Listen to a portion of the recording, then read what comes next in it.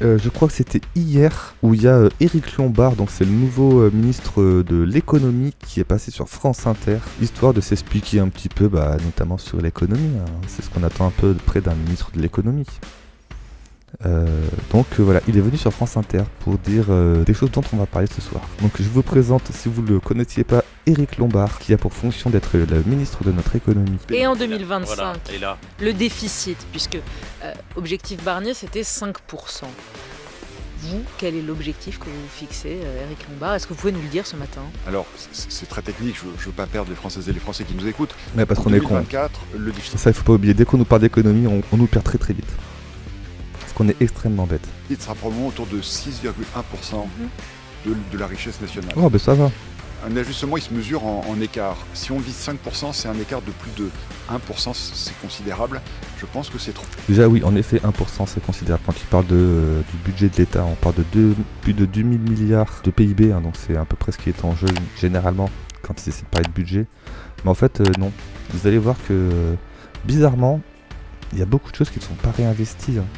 Enfin, ou en tout cas qui ne servent pas dans le budget de l'État. Parce qu'il faut aussi soutenir l'économie. Moi, je pense à nos entreprises qui sont Faut pas casser dans la l'hésitation. Il croissance. ne faut pas casser. Il faut pas casser la croissance. Alors je ne sais pas de quelle croissance il parle. Après, est-ce que ça peut être une croissance négative? C'est possible aussi. Peut-être qu'il faut pas casser la croissance négative. C'est la croissance. Il faut protéger la croissance. C'est les entreprises qui créent la richesse, qui créent l'emploi.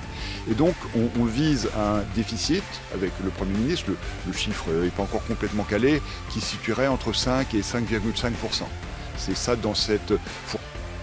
C'est exactement ce que disait ce Barnier alors en fait. Attends, le gars il y a 30 secondes, il nous dit non, on peut pas dire comme Monsieur Barnier parce que bon, passer de 6,1 à 1,5 c'est quand même beaucoup trop, vous vous rendez compte c'est 1 point, c'est beaucoup trop. Du coup nous on va pas dire ça, on va dire que c'est 5%.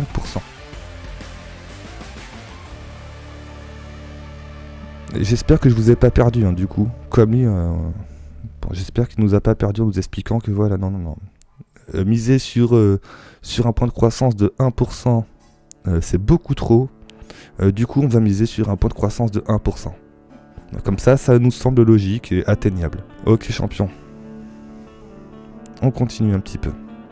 Fourchette, donc avec un petit peu plus de souplesse que ce que le gouvernement de Michel Barnier avait prévu. Donc on retient 5,5% pour être... Ça sera- 5,4, ça- 5,5. Ça sera moins de 5,5 et plus de 5. Voilà. Les mecs n'en savent rien du tout, mais vraiment rien. Ils font des paris comme ça. On sait pas de quoi ils... On sait pas. On va continuer un petit peu encore parce que derrière j'ai plein d'articles à vous montrer, notamment des trucs qui vont complètement à l'encontre de ce qu'il nous dit là. Hein, c'est quand même bizarre. Hein. Le mec il mise sur un point de croissance. Franchement, je ne sais pas comment ils vont faire. Je suis pas expert en économie comme Éric Lombard, mais parfois il m'arrive parfois de lire des articles. Je vais vous montrer ça quand même rapidement. C'est pas mal parce que en même temps, eux ils nous parlent de croissance, voilà ce dont on parle vraiment en fait. Plans sociaux, faillite, 5 chiffres qui font redouter le pire pour le chômage en 2025. La Banque de France et l'OFCE estiment que le taux de chômage devrait grimper à presque 8% en 2025. L'année passée a été marquée par une hausse des plans de sauvegarde de l'emploi. Donc énormément de subventions données aux entreprises pour s'il vous plaît ne licenciez pas, on va vous filer plein de thunes. Comme ça voilà, c'est des salaires subventionnés, c'est un bon truc de droite aussi, de subventionner les salaires. Les mecs qui disent oui, non mais regardez, il faut travailler pour gagner son argent. Non, c'est subventionné. On pourrait ne pas les travailler, on gagnerait pareil. Procédure de licenciement économique qui pourrait peser sur le taux de chômage. Michelin, Auchan, Nexity, Société Générale, Casino, Sanofi ou encore Pimki. J'ai même envie de vous dire bientôt, apparemment j'ai entendu parler de la Fnac. La Fnac aussi qui compte faire des plans sociaux et fermer certains de leurs magasins ou carrément il me semble peut-être même couler. Mais ça va. Regardez la croissance qu'il va y avoir et toutes ces entreprises qui ferment et qui se cassent la gueule. C'est magnifique.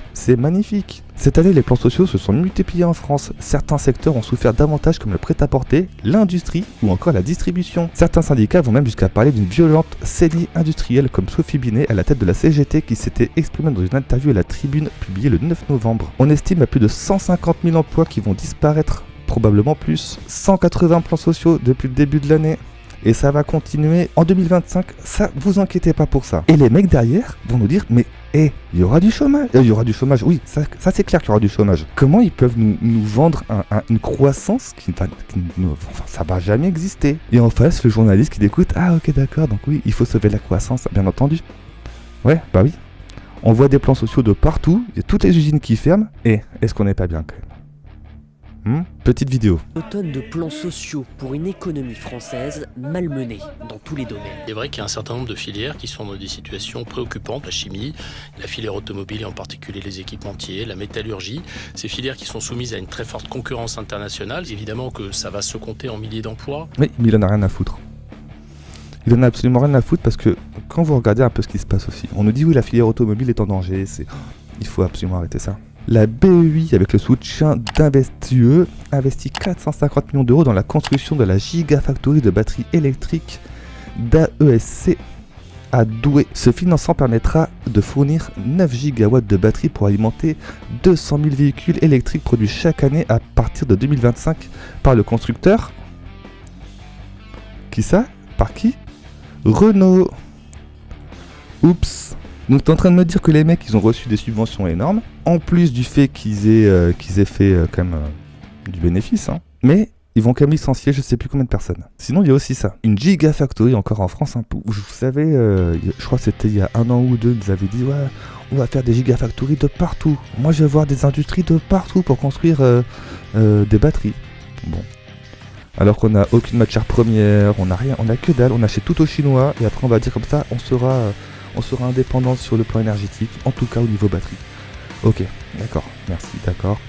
Ok, donc Verkor sécurise plus de 2 milliards d'euros pour construire sa Gigafactory en France et accélérer le futur de la mobilité durable. Bon, ok, c'est un article qui date de septembre 2023, mais justement c'est assez intéressant, puisque là on voit que à ce moment-là, l'État français a mis 650 millions d'euros de subventions pour cette Gigafactory qui va employer on ne sait pas combien de personnes et tout ça, parce qu'en final, on en est où? Sachant comment ils sont, des mecs, une entreprise comme Renault, s'ils ont le choix d'acheter une batterie française fabriquée en France, dans les normes françaises et tout ça, ou acheter une batterie fabriquée en Chine, à votre avis, ils vont l'acheter où? C'est n'importe quoi, c'est n'importe quoi. Tu peux pas monter un truc pareil, mettre autant de thunes, sans faire du tout un minimum de protectionnisme. Je suis désolé, j'emploie le terme. Mais à un moment donné, tu peux pas faire autrement, quoi. Parce qu'après, on voit aussi qu'il y a le groupe Renault qui investit, sachant que le groupe Renault est énormément subventionné par l'État. Il y a plein de trucs comme ça, en fait. C'est une folie. C'est de l'argent, mais dépensé pour que dalle. Parce que là, du coup, quand on cumule les deux, là, il y a 650 millions qui sont donnés par l'État. À côté, on parle de à peu près 450 millions. Ok, c'est pas que l'État, mais il y a aussi l'Europe et tout ça. Mais à votre avis, là, on est du coup à presque 1 milliard d'euros dépensés pour une industrie qui ne va pas créer d'emplois, rien du tout. Ça y est, c'est de l'argent foutu en l'air. En tout cas donné à des copains, quoi. C'est surtout ça. Mais 1 milliard d'euros. Est-ce que vous saviez que si vous ajoutez seulement 1 milliard d'euros, donc vous investissez dans 4 industries comme ça, est-ce que vous savez que c'est quand même le budget de la santé? Là on voit toute la liste des ministères et de leurs budgets correspondants. Donc on peut voir le premier, donc c'est l'économie, finance et souveraineté industrielle et numérique. Ensuite, éducation nationale, armée, transition écologique, intérieur et outre-mer, solidarité, enseignement, travail, justice, transition énergétique, agriculture, Europe, culture. On voit toujours pas la santé. Je sais pas si vous l'avez remarqué, on ne voit toujours pas la santé. Service du Premier ministre. Et enfin, santé et prévention. Rendez-vous compte que les services du Premier ministre, le budget, est à 3,4 milliards. Pour la santé et la prévention, c'est 2,7 milliards. Alors que par exemple, l'armée, c'est 69 milliards, quasiment 70. Est-ce qu'on est bien ou pas? Est-ce qu'on est bien ou pas? Un truc que je ne comprends pas non plus, parce que j'ai voulu voir. Est-ce que vous savez le nombre de personnels soignants qu'il y a à l'hôpital public? J'imagine que non, puisque je ne savais pas non plus, du coup j'ai été me renseigner. Je me suis dit, putain, mais 2 milliards d'euros, budget santé prévision, c'est quand même pas beaucoup. Il y a combien d'employés pour que ça soit aussi peu en fait? Et ben sachez, ça c'était en 2022. Donc à mon avis, il doit y en avoir un petit peu moins, parce que bon, c'est pas le recrutement qui est énorme en France. Regardez-moi ça. Il y a 1 million, enfin un peu plus d'1 million de salariés dans l'ensemble du secteur hospitalier public. Ok? À votre avis, l'intérieur, ça nous coûte combien? Le budget de l'intérieur, on est à 36 milliards. 36 putains de milliards pour l'intérieur et outre-mer. On va me dire, ok, attendez, il y a l'outre-mer aussi. Ah ouais? Regarde, on rentre dans le budget, là c'est un peu plus concret. Alors, les outre-mer, conditions de vie outre-mer, 1,3 milliard. Allez, on va dire, il y a 3 milliards de budget là pour, en gros, pour les outre-mer. Sur combien? Sur 36. La police nationale nous coûte 13 milliards d'euros. La gendarmerie nationale nous coûte 11 milliards d'euros. Les Schmitt, en France, nous coûtent plus de 24 milliards d'euros. Ils sont combien ces enfoirés? Ils sont combien? Les mecs, ils sont 224 000 policiers et gendarmes. Comment ça se fait qu'ils nous coûtent aussi cher? Comment ça se fait que ce putain de ministère nous coûte quasiment 13 fois plus que la santé, alors que les mecs, ils sont 4 fois moins? J'aimerais bien savoir, vraiment. Vraiment, j'aimerais bien comprendre. Il y a un truc qui déconne là. Vraiment. Et j'aimerais bien ça que notre ministre de l'économie nous l'explique. Vraiment. Donc voilà, sachez que pour le gouvernement français, la sécurité est 13 fois plus importante que la santé publique. Voilà, c'est super.